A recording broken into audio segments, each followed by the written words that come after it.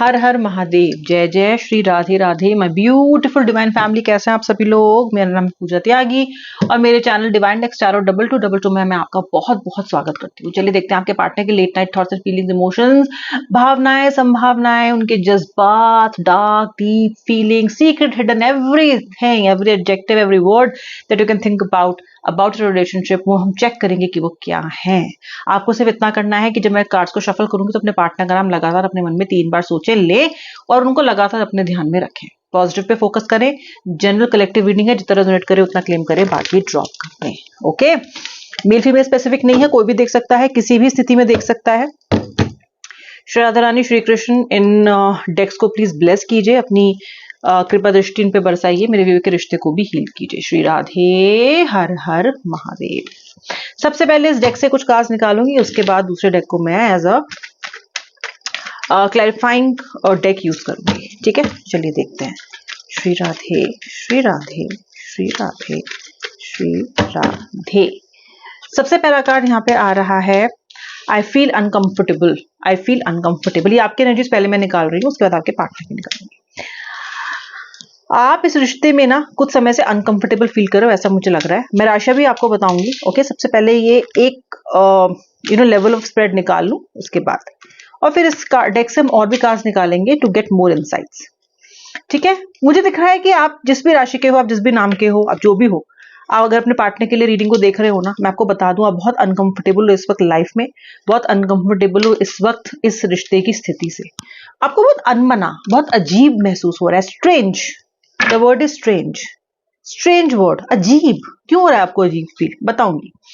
सबसे पहले यहां से कुछ कार्ड निकाल लो। श्री राधे, श्री राधे।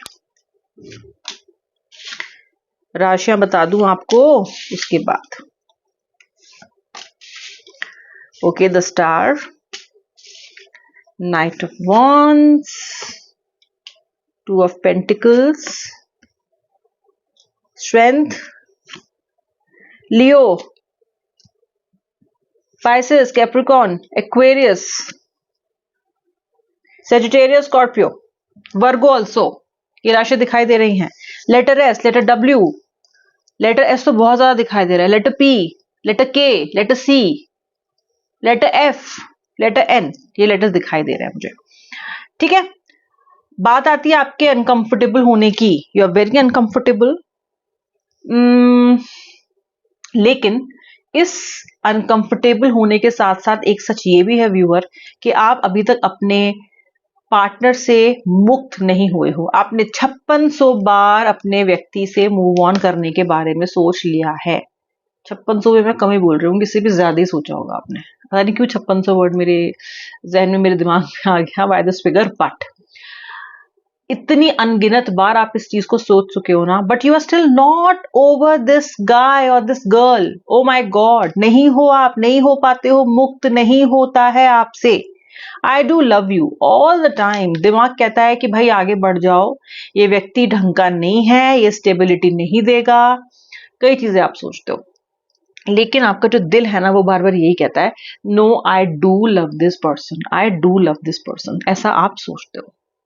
ठीक है, मुझे कहीं ना कहीं ये भी दिखाई देता है कि आपका प्यार इस व्यक्ति के लिए बहुत ज्यादा अनकंडीशनल है, बहुत ज्यादा अनकंडीशनल। पता है, एक बात बताऊं, आप मुझे पता ना सही है या नहीं है, क्योंकि मुझे लगता है कि कहीं ना कहीं ये चीज मुझे इंट्यूटिवली तो मुझे लग रही है सही है।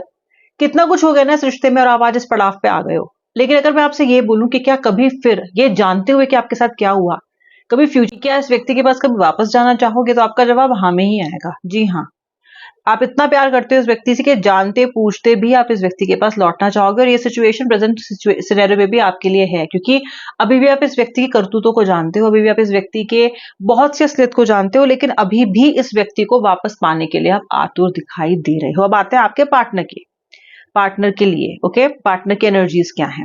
देखो गाइज, कहीं ना कहीं आप शादी मैनिफेस्ट करते हो, यू मैनिफेस्ट मैरिज। आपको आपको इस रिश्ते से शादी चाहिए, या फिर परमानेंट डंके की चोट पे कंपेनियनशिप चाहिए, जो कि लुका छुपी से नहीं लिप, तो आपको लुका छुपी नहीं चाहिए। मैं इसको नहीं बता सकता, मैं दोस्त को सामने जिक्र नहीं कर सकता, मुझे इस टाइम मत फोन करो, मुझे इस टाइम मत परेशान करो, मैं इस टाइम अवेलेबल नहीं हूं, ये शर्तें आपको इस रिश्ते में नहीं चाहिए। आपको टोटल होता है ना कि हमें पूर्ण स्वराज चाहिए, वो चाहिए आपको। ठीक है, कहीं ना कहीं आपको टोटल चाहिए इस रिश्ता, एक पूर्ण रिश्ता चाहिए। आप परेशान हो चुके हो आधी अधूरी जिंदगी जीते हुए, आधा अधूरा रिश्ता जीते हुए। आपके इस कन्विक्शन को, आपकी इस इच्छा को आपका पार्टनर पूरा नहीं करता है। वो टालम टोल बहुत ज्यादा करता है, बहुत ज्यादा। ओके, टालम टोल बहुत करता है, सोचता ही रहता है बस। और अब आप फ्रस्ट्रेट हो रहे हो, आप ये कह रहे हो कि भाई आगे बढ़ो, तुम मुझे कुछ कमिटमेंट दो, मुझे कुछ बताओ फ्यूचर कैसा है, क्योंकि अब आप अपने फ्यूचर को लेके परेशान हो रहे हो। Because for you also the clock is ticking now. Okay, आप में से बहुत सारे, अगर आप हस्बैंड वाइफ भी हो, अगर आप अपने स्पाउस के लिए भी रीडिंग देख रहे हो, तो भी मैं आपको बता देती हूँ कि कहीं ना कहीं आपको लगता है कि आपने अपने जीवन का बहुत सारा चंक खराब कर दिया है, क्योंकि आपका पार्टनर ठीक से आपको क्लैरिटी नहीं देता।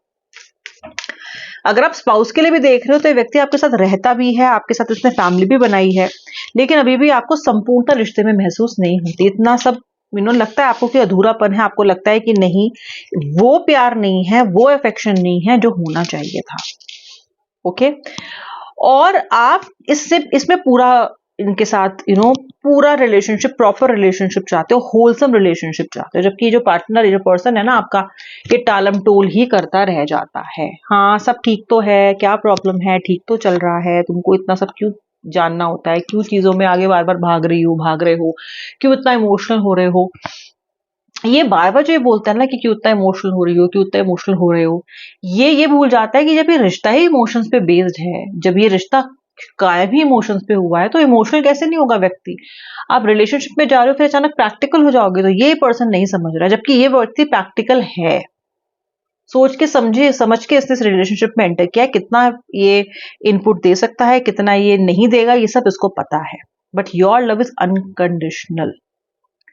ओके, पास्ट में ऐसा भी हुआ है कि इस व्यक्ति ने आपको चीट किया और आपने से बहुत कुछ पूछा हो, फिर इस व्यक्ति ने आपको कन्विंस कर लिया हो कि ये गलत नहीं था, और आप मान भी गए हो, लेकिन कुछ चीजें आपको भी पता चली और उस टाइम पे आपने गिल्टी भी फील किया था इस पर्सन पे डाउट करने का, कि हाय, मैं अपने पार्टनर पे डाउट कर रही हूँ, अपने पार्टनर पे डाउट कर रहा हूँ।